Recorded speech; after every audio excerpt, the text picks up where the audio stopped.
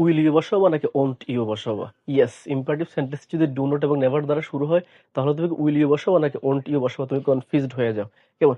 আজকের এই ক্লাসটি তুমি শেষ পর্যন্ত দেখো, তাহলে তুমি ইজিলি সলভ করতে পারবে তুমি কখন উইল ইউ হবে নাকি ওন্ট ইউ হবে। দেখো, ইম্পারেটিভ সেন্টেন্সের ক্ষেত্রে মেইন স্টেটমেন্টটি যদি তোমার ডু নট অথবা নেভার দ্বারা শুরু হয়, যদি ডু নট অথবা নেভার দ্বারা স্টার্ট হয় মেইন স্টেটমেন্টটি, যখন তুমি ট্যাগ করবা, ট্যাগ অংশ তোমাকে অবশ্যই তোমাকে উইল ইউ বসাইতে হবে। যদি তুমি ওন্ট ইউ বসাও তাহলে তোমার অ্যান্সার ভুল হয়ে যাবে। রিজনটা কি দেখো, এই যে ডু নট এবং নেভার এই শব্দ দুইটি যখন স্টেটমেন্টে থাকে তখন সেটি নেগেটিভ এক্সপ্রেশন দেয়। কি দেয়? নেগেটিভ এক্সপ্রেশন দেয়। দ্যাটস ওয়াই আমরা যখন ট্যাগ করবো তখন অবশ্যই ট্যাগটা আমাকে পজিটিভ করতে হবে। কেমন? একটা নর্মাল নিয়ম, তোমার ট্যাগ কোয়েশ্চেন নর্মাল একটা নিয়ম, মেইন স্টেটমেন্টে যদি পজিটিভ হয় তাহলে ট্যাগ অংশটি অবশ্যই নেগেটিভ করতে হবে। মেইন স্টেটমেন্টে যদি নেগেটিভ হয় তাহলে ট্যাগ অংশটি অবশ্যই তোমাকে পজিটিভ করতে হবে। কেমন? দেখো, শর্টকাটটা কি, তুমি দেখবা মেইন স্টেটমেন্ট ডু নট অথবা নেভার দ্বারা শুরু হয়েছে কিনা, যদি হয় তাহলে তুমি সরাসরি এখানে কি বসাই দিবা? উইল ইউ বসাই দিবা।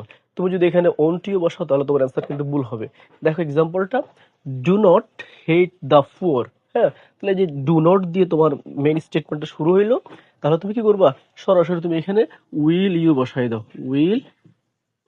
উইল ইউ বসাই দিবা। কেমন? সেখানে নেভার থাকলেও সেম কন্ডিশন হবে তোমার। কেমন?